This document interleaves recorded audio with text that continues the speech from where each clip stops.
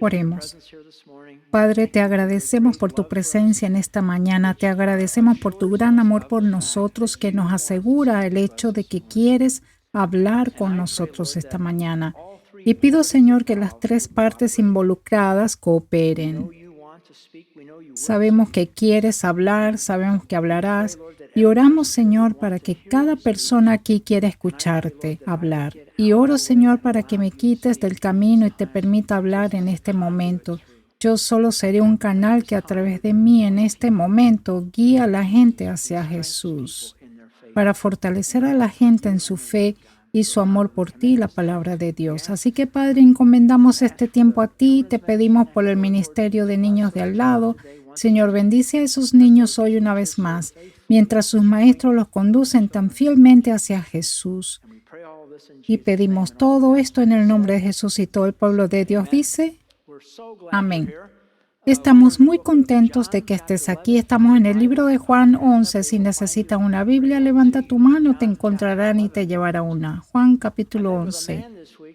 Me reuní con un hombre esta semana que me dijo que su jefe está obsesionado por tener empleados más saludables.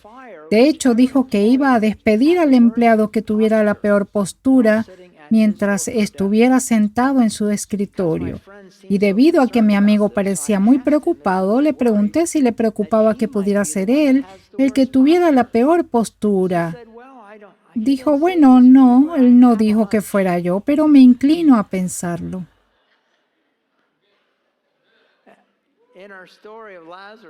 En nuestra historia de hoy sobre la resurrección de Lázaro de entre los muertos, me pregunto si sus hermanas se inclinaban a pensar que Jesús eventualmente resucitaría a su hermano de entre los muertos. Esperaron 4 días. Vamos a ver. El trasfondo de nuestra historia de hoy comenzó la semana pasada, la resurrección de Lázaro de entre los muertos. Presentamos su historia la semana pasada diciendo que la resurrección de Lázaro de entre los muertos fue un acontecimiento decisivo en el sentido de que a partir de ese momento los líderes religiosos subieron la temperatura sobre sus planes de matar a Jesús. Escucha la conversación de los líderes religiosos que tiene lugar en una reunión de emergencia convocada inmediatamente después de la resurrección de Lázaro debido a su resurrección de entre los muertos.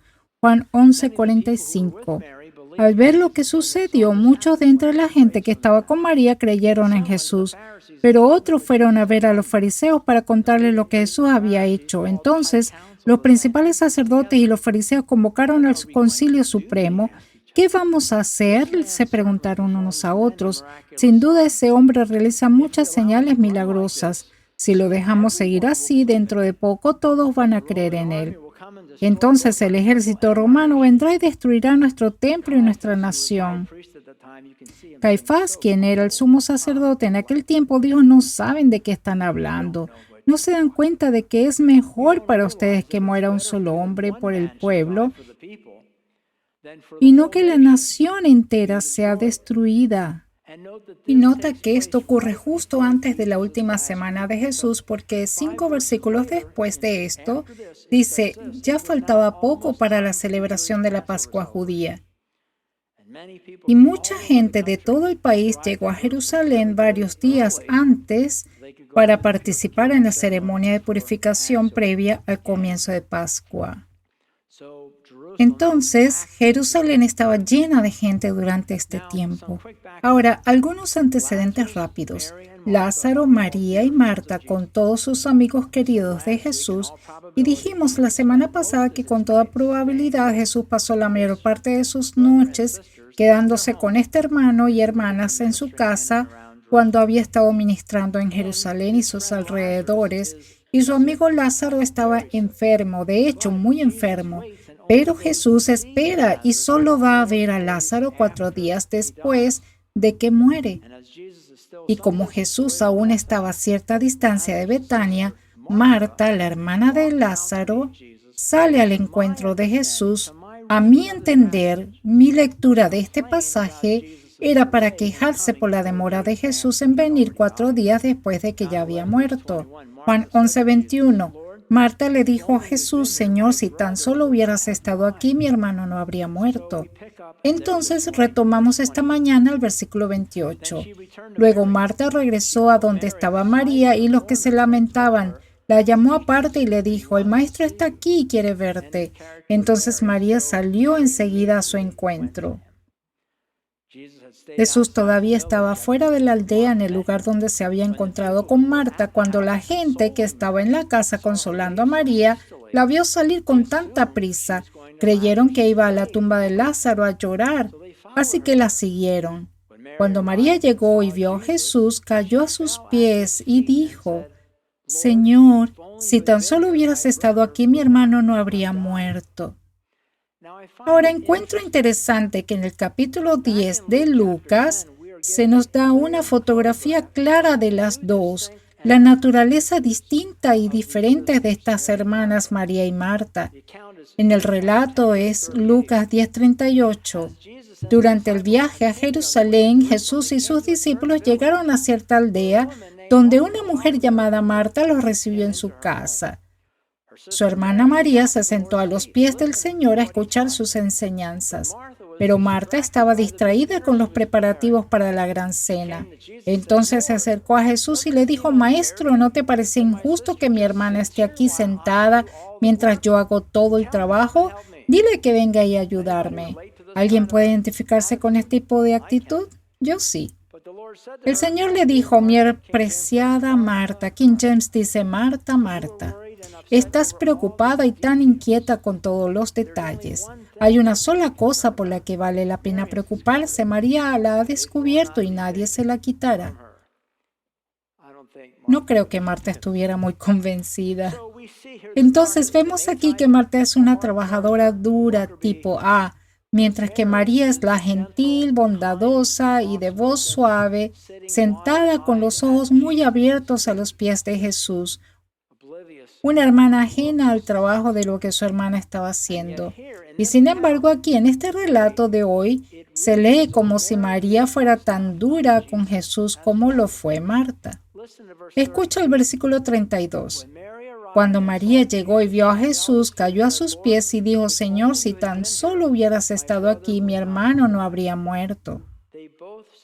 Ambas dicen exactamente las mismas palabras, exactamente lo mismo, pero hay una gran diferencia. María cae a los pies de Jesús al decir esto, mientras que Marta se paró cara a cara con Jesús, pero ambas dijeron exactamente lo mismo. Si tan solo hubieras estado aquí, mi hermano no habría muerto. Pero la escena que rodea a María es muy diferente a la escena en la que Marta fue preventivamente al encuentro de Jesús. Aquí en el versículo 31 dice que los que estaban de luto con María en su casa se levantaron y la siguieron hasta la tumba de Lázaro, donde aparentemente María había ido a encontrarse con Jesús, y en lugar de responder a la declaración de María, Jesús parece estar algo sorprendido si es eso posible. Sé que no es posible, pero se lee así. Es casi como si Jesús hubiera sido tomado por sorpresa, porque en el versículo 33 dice esto acerca de Jesús. Cuando Jesús la vio a María llorando y vio a la gente lamentándose con ella, se enojó en su interior y se conmovió profundamente. Profundamente conmovido en su espíritu, muy preocupado. Si tienes una King James o New King James, dice: gimió en el espíritu y se turbó. En griego, la palabra para gemir es embrimaomai. Morris, el comentarista, dice: el verbo traducido aquí como gemido es inusual.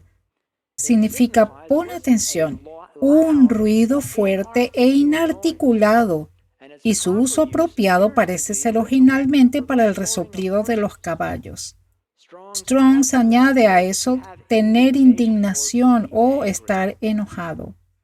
Y el versículo 33 añade: profunda y grandemente preocupado. Significa agitarse con vehemencia y quitar la tranquilidad de espíritu. Y el grado en que Jesús estaba profundamente preocupado se muestra en el versículo 35. Cuando Jesús la vio llorando y vio a la gente lamentándose con ella, se enojó en su interior y se conmovió profundamente. ¿Dónde lo pusieron?, les preguntó. Ellos le dijeron: Señor, ven a verlo. Entonces Jesús lloró. Entonces Jesús lloró. Este es el versículo más corto de la Biblia, 3 palabras. Entonces Jesús lloró.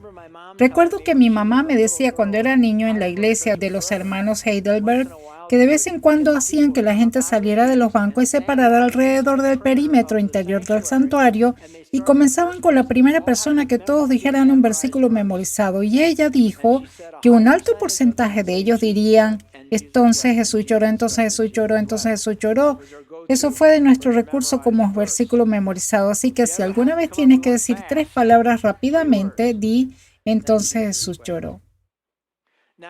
Sin embargo, hay una pregunta que sigue a esto, y esta es la pregunta del $1.000.000 esta mañana.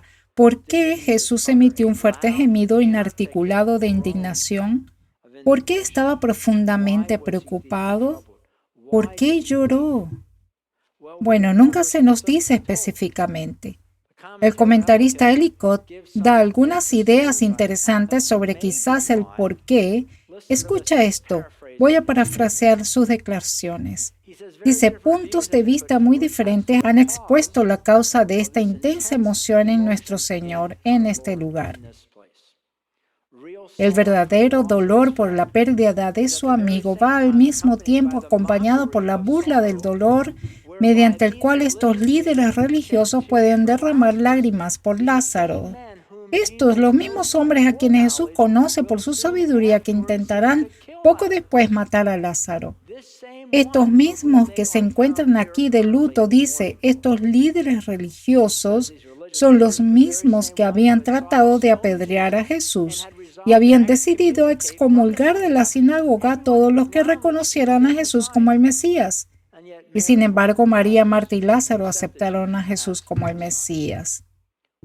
Ellos, con el corazón lleno de odio al mismo tiempo, profesan ser consoladores y mezclan sus lágrimas con estas 2 hermanas.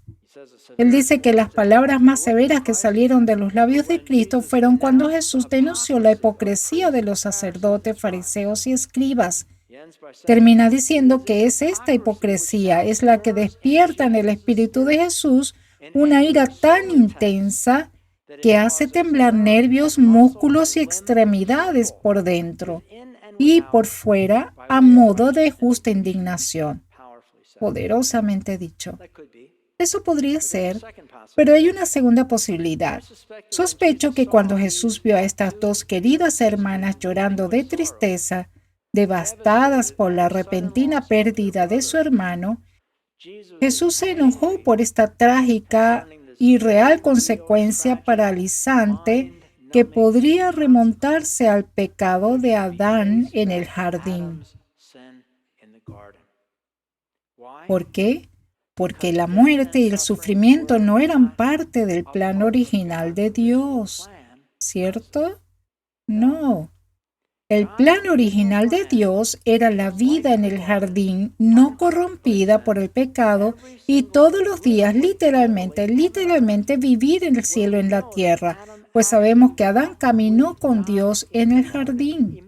Imagínense, caminando con Dios en el jardín. Y creo que es interesante que la Biblia dice que nosotros también como cristianos gemimos. La misma palabra, gemimos por esta misma pérdida de la inocencia. Romanos 8:20. Sabes, recuerdo que esto no está en mis notas. Recuerdo que hablaban sobre la pérdida de la inocencia. Recuerdo cuando era pequeño, cuando fui a primer grado y llegué a casa, me ponía al lado de mi cocina, me ponía al lado de mi mamá en la cocina y recuerdo haber escuchado el fregadero. Recuerdo haberla mirado hacia arriba y pensé, por primera vez en mi vida había aprendido cosas en la escuela que no podía decirle. Y supe que mi inocencia se había perdido. ¿Sabe a qué me refiero? Antes de eso no había ningún muro entre nosotros, pero ahora había aprendido cosas, he escuchado cosas que no podía decir y esa pérdida de inocencia, estoy seguro de que ustedes como padres han visto que sus hijos a cierta edad notan que se va. Y es lo mismo para nosotros. Dice en contra de su voluntad que toda la creación fue sometida a la maldición de Dios. Pero con ansiosa esperanza la creación espera con ansias el día en que se unirá a los hijos de Dios en una gloriosa libertad de la muerte y la decadencia, porque sabemos que toda la creación ha estado gimiendo aquí. Nuevamente hay gemidos como en los dolores de parto hasta ahora. Y nosotros los creyentes también gemimos, aunque tenemos al Espíritu Santo dentro de nosotros como anticipo de la gloria futura. Anhelamos que nuestros cuerpos sean liberados del pecado y del sufrimiento. ¿Y tú? ¿Qué día? Para ser liberados del pecado y del sufrimiento, nosotros también esperamos con gran esperanza el día en que Dios nos dé todos nuestros derechos como sus hijos adoptivos, incluidos los nuevos cuerpos que nos ha prometido. ¡Qué día! Así que siempre recuerda, cuando pierdas a un ser querido o cada vez que asistas a un funeral, que Jesús está allí en ese servicio contigo, ¿no es así? Donde quiera que estén reunidos 2 o 3, yo estoy en medio de ellos. Y cuando lo imaginen allí en esa habitación con todos ustedes de luto, yo lo imagino gimiendo, tal vez incluso enfadándose por la pérdida de este diseño original que ha provocado que se esté produciendo este sufrimiento. Pero hay una buena noticia, una muy buena noticia. Dios tiene un plan para redimir y restaurar a la humanidad, para recuperarnos a ti y a mí a ese plan original, para un mundo donde no hay muerte, no hay enfermedad, no hay tristeza, ni siquiera pecado. Y el plan de Dios tiene un nombre, y el nombre es Jesús. Jesús vino a la tierra, creo que básicamente por 2 razones. Una, para mostrarnos cómo es Dios. Jesús dijo, si me habéis visto al Padre, porque el Padre y yo somos uno. Pero la segunda razón por la que vino fue para pagar el precio. Era necesario pagar para que volviéramos al plan original, para que volviéramos a vivir en esa alegría inimaginable del cielo en un mundo sin fin. Amén. ¡Qué día! Y luego estos hipócritas líderes religiosos dicen algo que creo que confirma mi tesis sobre el motivo del gemido e indignación de Jesús. Escuchen, versículo 36. La gente que estaba cerca dijo, miren cuánto lo amaba. Pero otros decían, este hombre sanó a un ciego. ¿Acaso no podía impedir que Lázaro muriera? Jesús todavía estaba enojado cuando llegó a la tumba, una cueva con una piedra que tapaba la entrada. Nuevamente la RVR dice nuevamente gimiendo como el resoplido de un caballo. Tener indignación, estar vehemente agitado por lo que dijeron. ¿Por qué? Porque decían que Jesús no podía evitar que Lázaro muriera. De hecho, era el plan A de Jesús, no dejar que nadie muriera. No era su plan. Y creo que hizo enojar a Jesús el hecho de que le echaran la culpa de la muerte de Lázaro, mientras que esa culpa descansaba directamente sobre los hombros de su antepasado, Adán. Y luego el versículo 38. Jesús todavía estaba enojado cuando llegó a la tumba, una cueva con una piedra que tapaba la entrada. Corran la piedra a un lado, dijo Jesús. Entonces Marta, la hermana del muerto, protestó. Imaginó esto como un susurro. Señor, hace 4 días que murió. Debe haber un olor espantoso. Jesús respondió, ¿no te dije que si crees verás la gloria de Dios? Así que corrieron la piedra a un lado. Entonces Jesús miró al cielo y dijo, Padre, gracias por haberme oído. Tú siempre me oyes, pero lo dije en voz alta por el bien de toda esta gente que está aquí, para que crean que tú me enviaste. Entonces Jesús gritó, Lázaro, sal de ahí. Y el muerto salió de la tumba con las manos y los pies envueltos con vendas de entierro y la cabeza enrollada en un lienzo. Jesús les dijo, quítenle las vendas y déjenlo ir. Ahora bien, estas ropas funerarias eran largas tiras de tela envueltas alrededor del cuerpo sobre una y otra vez. ¿Qué escena habrá sido esa? Ahora, allá en el versículo 19 se nos dice que mucha gente había venido a llorar. Hay 6 palabras griegas diferentes para muchos. La palabra griega usada aquí es palus, que significa numeroso, mucho, muchos, grande. Dice especialmente cuando se usa con un número. Esta misma palabra griega palus se usa en Mateo 8:1, donde dice, al bajar Jesús por la ladera del monte, grandes multitudes lo seguían. Entonces, debido a esta gran multitud que presencia su resurrección, esta noticia se transmite por todas partes. Así que imagina la escena. Hay una cueva de piedras rodantes, Jesús dice, y retiren la piedra. Ahora bien, hay una piedra rodante sobre una vía, y la vía es una forma fácil de cerrarla, pero difícil de abrirla, por lo que habría sido necesario un gran esfuerzo. Así que un número de hombres fue necesario para empujar esta piedra y la quitaron de la forma en que lo hacen. Y mientras la hacen a un lado, Marta intenta proteger el honor de su hermano diciendo, pero seremos vencidos por el hedor de esto, por favor, no deshonres a mi hermano de esta manera. Y Jesús responde, pero te dije que verás la gloria de Dios si crees, Marta. Y luego Jesús mira al cielo y eleva una oración muy corta. Padre, gracias por escucharme. Siempre me escuchas, pero lo dije en voz alta por el bien de esta gente para que crean que tú me enviaste. Y luego en el versículo 43, entonces Jesús gritó, Lázaro, sal de ahí. Ahora, ¿por qué no simplemente gritó, sal de ahí? Bueno, se ha dicho que Jesús menciona específicamente el nombre de Lázaro aquí porque Jesús está parado en un campo lleno de probablemente cientos de tumbas. Y si hubiera solo gritado, habría resultado en algo muy diferente. Muchos maridos muy sorprendidos y muchas esposas muy sorprendidas saliendo. ¿Se imaginan? Yo pensé, y tendrán que devolver la póliza de seguro. Ahora pregunto, ¿quién crees que desenvolvió a Lázaro? ¿Acaso estaría intentando moverse antes de que empezaran a desenvolverlo? ¿Ves? Esta cosa simplemente se mueve como un capullo. ¿Qué hay en un capullo? Una oruga en un capullo. ¿Estaría tratando de moverse antes de que lo desenvolvieran? ¿O estaría murmurando, déjenme salir de aquí, ¿dónde estoy? ¿Dónde estoy? O si estaba en el cielo, tal vez decía, déjenme donde estoy, déjenme donde estoy. Y en ese momento la fe de estas dos hermanas fue recompensada al instante, al instante. Su hermano regresó de entre los muertos. Recuerdo a Chuck Smith enseñando esto una vez dijo, si alguna vez tengo un ataque al corazón y estoy tirado en el suelo y tú vienes y comprimes mi corazón y me traes de vuelta a la vida, mejor retrocede porque te voy a golpear en la nariz. Estaba en el cielo y tú me trajiste de vuelta. ¿Qué estás haciendo? Algo de eso pudo haber estado sucediendo en la mente de Lázaro, no lo sabemos. Y luego el versículo 45. Al ver lo que sucedió, muchos de entre la gente que estaba con María creyeron en Jesús. Esto fue en detrimento de los líderes religiosos. Pero otros fueron a ver a los fariseos para contarles lo que Jesús había hecho. Entonces los principales sacerdotes y los fariseos convocaron al Concilio Supremo. ¿Qué vamos a hacer?, se preguntaron. Sin duda ese hombre realiza muchas señales milagrosas. Si lo dejamos seguir así, dentro de poco todos van a creer en él. Entonces el ejército romano vendrá y destruirá tanto nuestro templo como nuestra nación. Caifás, que era el sumo sacerdote en aquel tiempo, dijo con fría calma, tortuosa, me lo imagino con sus ojos entrecerrados.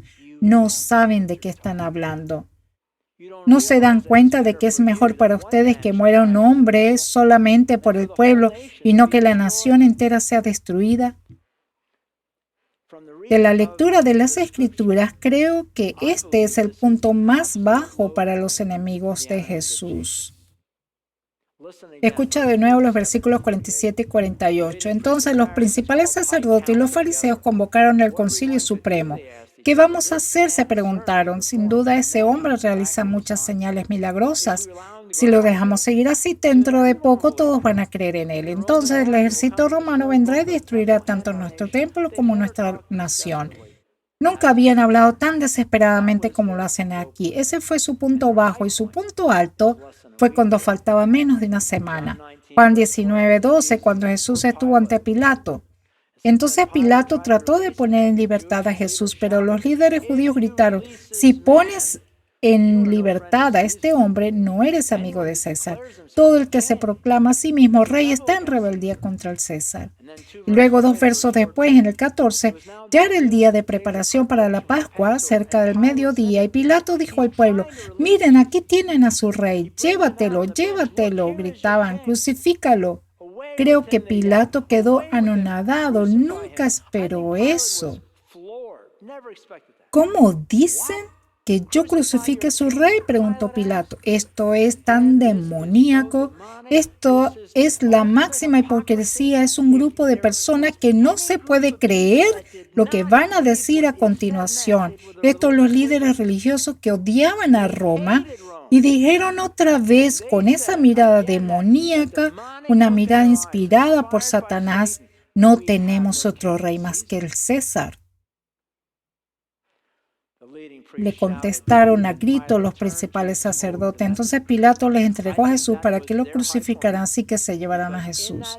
Creo que este fue su punto culminante, porque en ese momento, cuando dijeron que no tenía más rey que César, sabían que conquistaron a Pilato, porque si no controlaban esto, con Jerusalén llena como con 3 millones de personas, era una polvareda, y si llegaba a Roma, que él no podía controlar a la gente, lo haría perder su puesto. Lo tenían, lo sabían, y él lo sabía. Y de aquí en adelante Jesús fue crucificado. Y en el verso 49, Caifás, el sumo sacerdote, dice al Sanedrín, al Tribunal Supremo judío: ¿cómo puede ser tan estúpido? Solo tenemos que matarlo. El apóstol Juan dice en el versículo 51, no dijo eso por su propia cuenta. Como sumo sacerdote en aquel tiempo, fue guiado a profetizar que Jesús moriría por toda la nación, y no solo por esa nación, sino que también moriría para congregar y unir a todos los hijos de Dios dispersos por el mundo. Esta fue una profecía de que Jesús moriría no solo por Israel, sino también por todas las naciones gentiles. Y luego el versículo 53. Así que a partir de ese momento, los líderes judíos comenzaron a conspirar para matar a Jesús.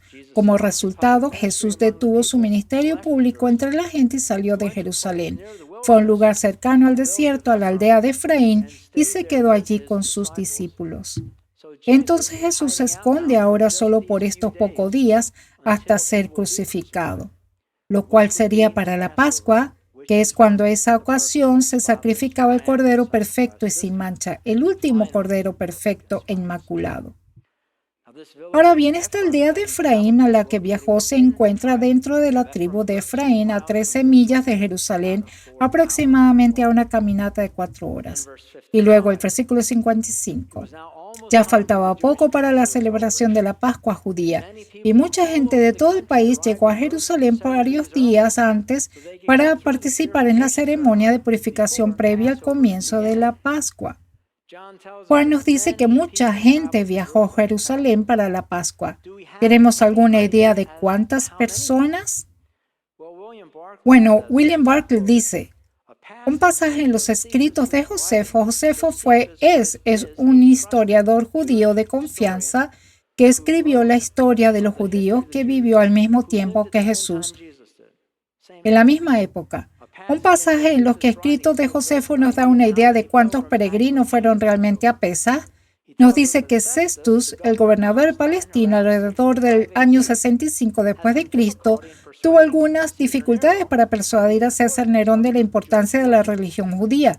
Para impresionarlo, le pidió al entonces gran sacerdote hacer un censo del número de corderos inmolados en la Pascua en un año.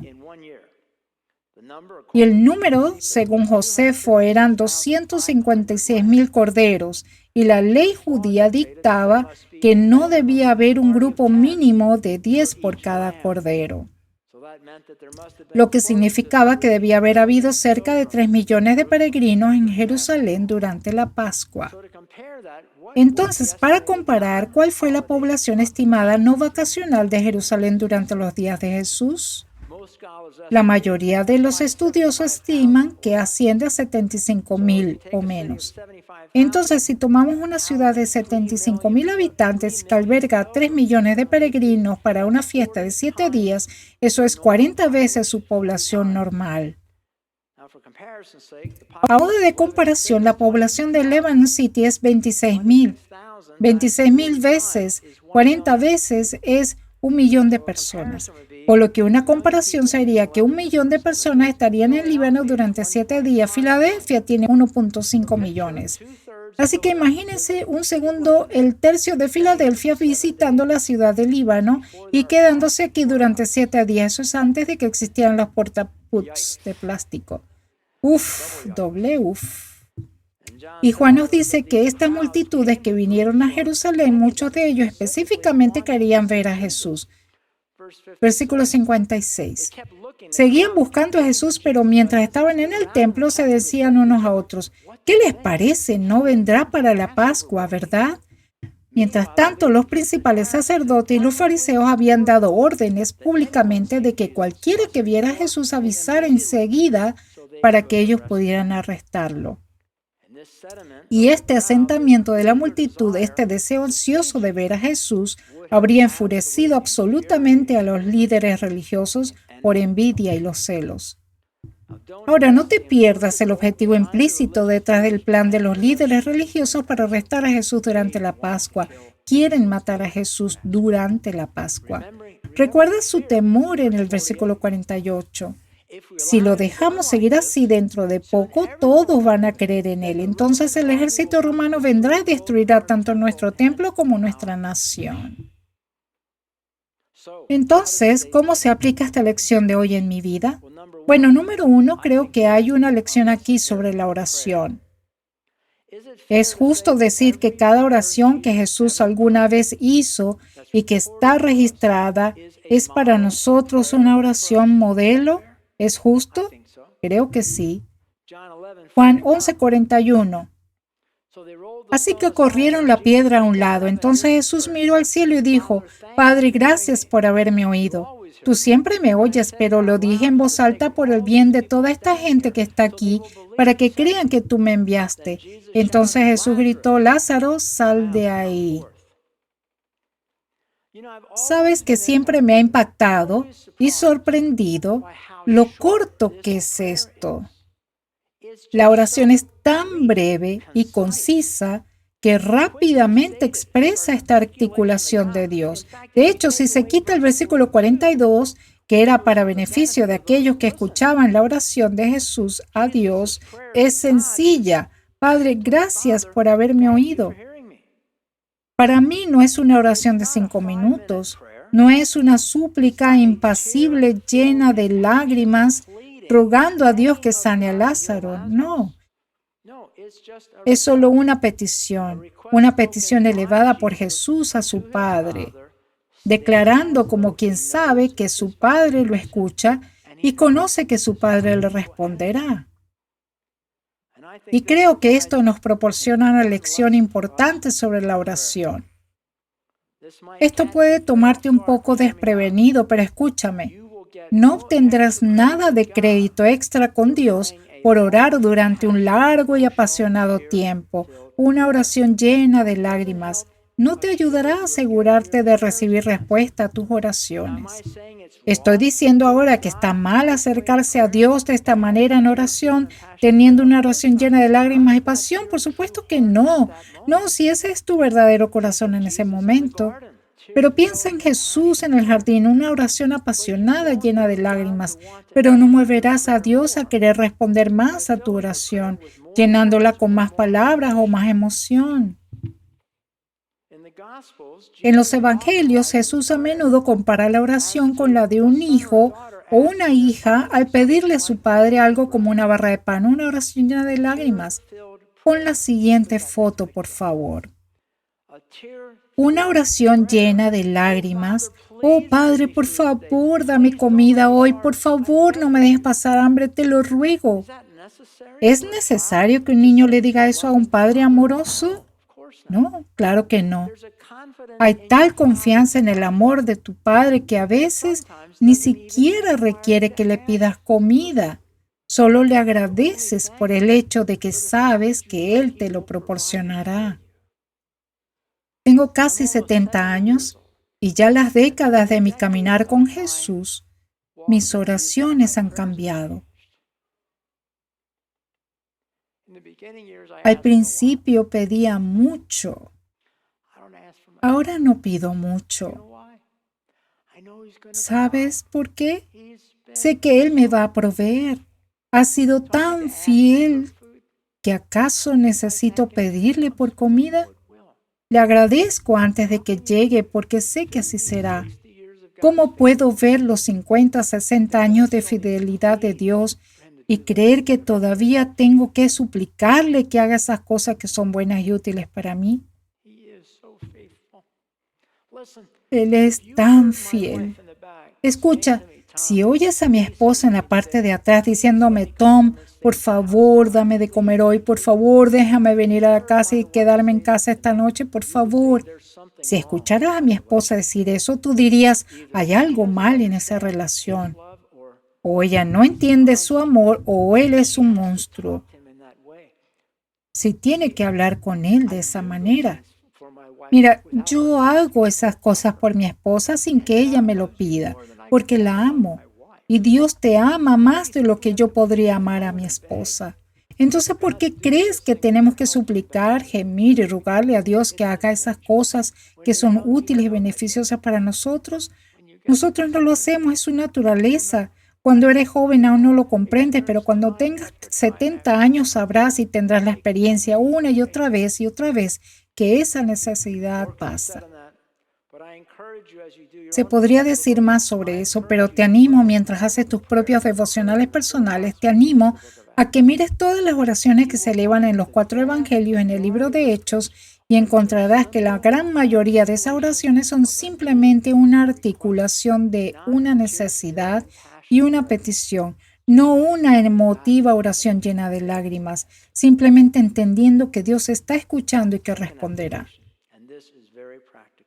La segunda aplicación, y esta es muy práctica, Isaías 53:4. Ciertamente llevó Él nuestras enfermedades y sufrió nuestros dolores. Amigos, cada vez que lloran la pérdida de un amigo, cuando se enteran de un niño que muere de cáncer o un adolescente que muere en un trágico accidente automovilístico, cada vez que asistas a un funeral, trata de recordar que Jesús está literalmente en ese funeral llorando con esos padres afligidos y creo que en ese mismo tiempo se mueve con ira, indignación como lo implica el griego. Jesús gime en un fuerte ruido inarticulado. En griego dice profundamente preocupado, con vehemente agitación por la pérdida y el dolor al ver a todas esas personas lo que están experimentando, porque ese nunca fue su diseño. Pero recuerda también esto, que Jesús vino a abrir un camino para que esas personas en esa habitación regresaran al cielo y regresaran una vez más al plan original e incluso de regreso con ese niño que acaban de perder, viviendo en un mundo sin enfermedad, sin dolor, sin dolencia, sin sufrimiento, sin pecado, sin muerte. ¿Puedes recordar eso? Intenta agregar eso a tu experiencia en un funeral. Imagina a Jesús gimiendo y enojado porque tienes que irte. Pero Él tiene un plan para solucionarlo. Concluyamos en oración. Padre, estamos muy agradecidos por tu amor por nosotros, un amor que podemos encomendar nuestras vidas, nuestro futuro, cada preocupación, Señor, eres un gran Dios. Si estás aquí esta mañana o estás escuchando y nunca has orado para recibir a Jesús como tu Señor y Salvador, Él aún no es tu Padre. Todavía no tienes esa relación de amor con Él, pero puedes cambiar eso ahora mismo, a través de una oración. Te animo a hacer esta oración. Solo repite esto en voz baja después de mí. Señor Jesús, te pido que me perdones mis pecados. Recibo a Jesucristo como mi Salvador y Señor. Gracias, Jesús, por amarme. Gracias por morir por mí. Ahora, Señor, ayúdame a vivir una vida que te honre, una vida que te agrade y no seguir pagando o por ganarme la salvación, sino simplemente como una forma de agradecerte por este increíble regalo gratuito, un regalo inmerecido, y esto lo pedimos en el nombre de Jesús y todo el pueblo de Dios dice, amén.